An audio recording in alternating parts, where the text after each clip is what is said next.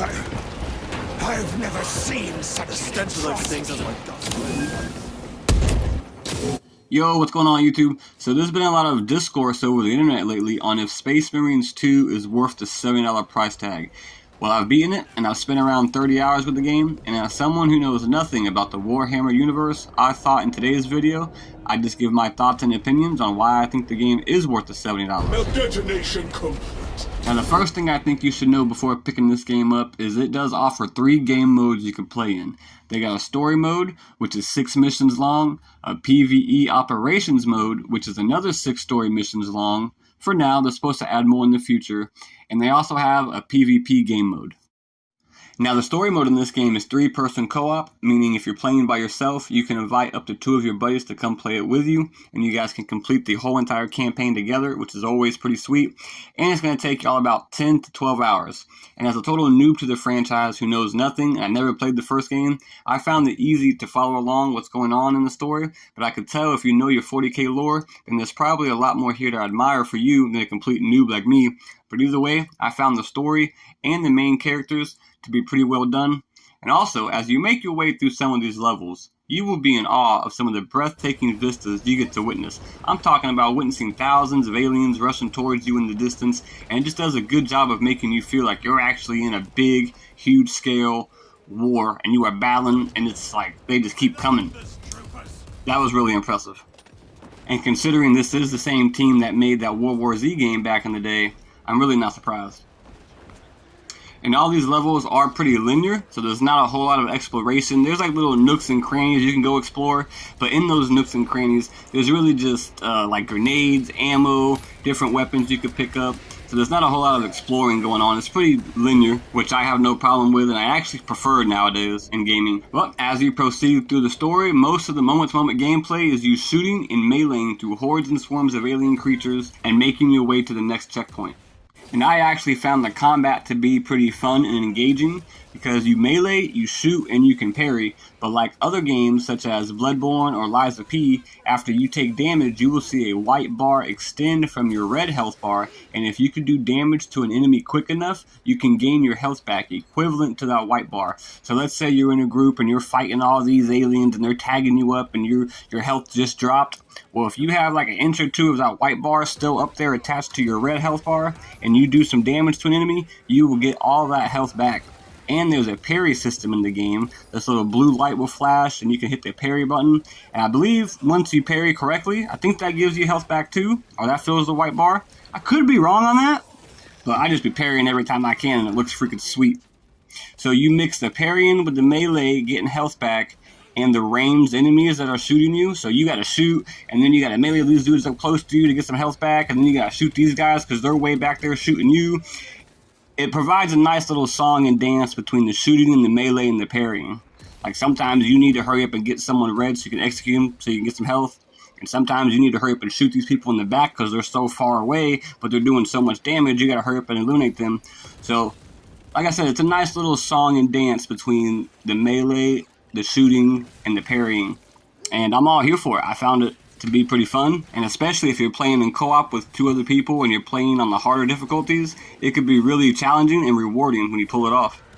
So for me personally, my only real complaint with the story mode of this game is the length. Like, I like the combat, I liked the world building, I liked the lore, I liked the story, I liked the characters, I liked the graphics, I liked how the combat felt. I literally liked everything. It just could have been a little longer. It kept me wanting more, you know what I mean?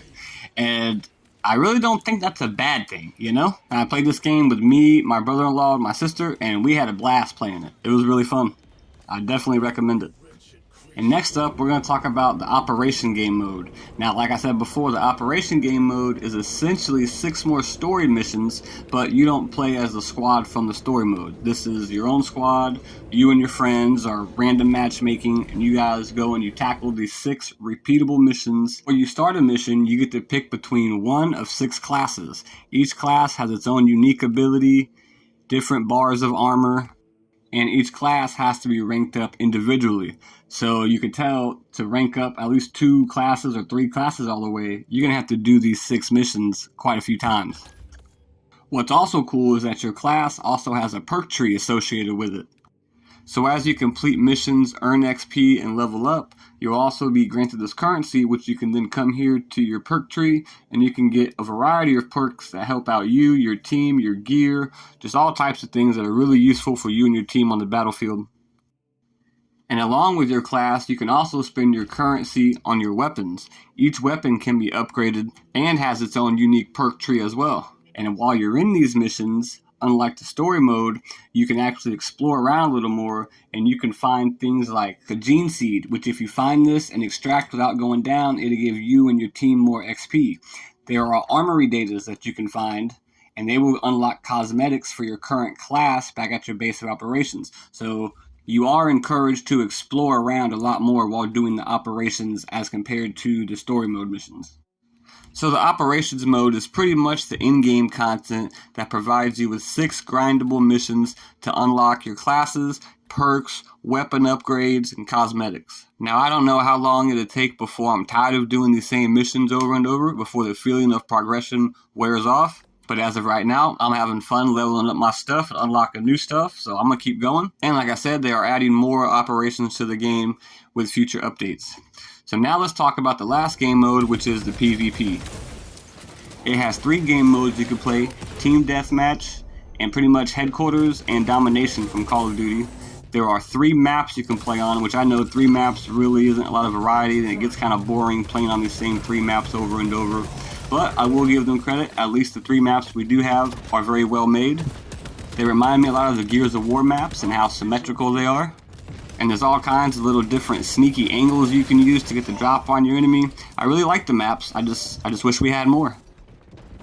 Now in the PvP, you still get to choose from the 6 classes you had in the operations, except you have to rank them up all over again over here.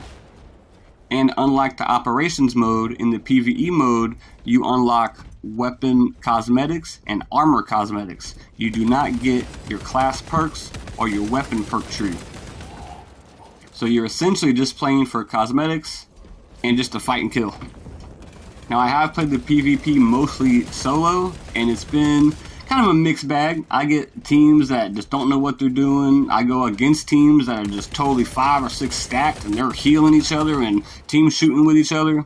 But I did play myself fully stacked a couple times, and we played against a fully stacked team, and it was fun. It was competitive. It came down to the wire. We were trying to strategize, and I mean it really reminded me of old school Gears of War, which is never a bad thing. So if you package all this up and look at what we're getting for the $70 without the season pass, we're getting a 10 to 12 hour campaign that you can replay on a higher difficulty. We're getting the operations mode, which is 6 more missions that are meant to be replayed over and over again to upgrade our classes. And we got some PvP action if we want to indulge in that.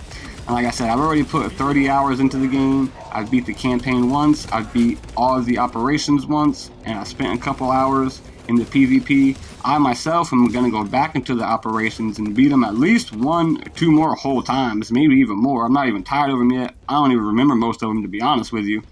And I'm currently playing the story again on a higher difficulty. So if I'm at 30 hours now, I assume I'll probably be done with this game in about maybe another 30 hours, so 60 hours, maybe 70 hours. And to me, 70 hours for $70, $1 an hour of entertainment, I mean, that's really not bad. That's pretty cheap entertainment if you ask me.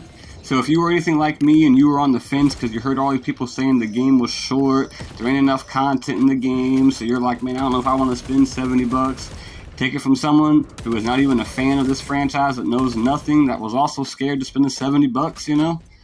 I did it, and I don't regret it. I think it's a great game. I'm looking forward to the DLC, and because of Space Marine 2, I am now a Warhammer 40k fan. So with all that being said, guys, if I helped you out, drop me a like, consider subscribing, and until next time, see ya.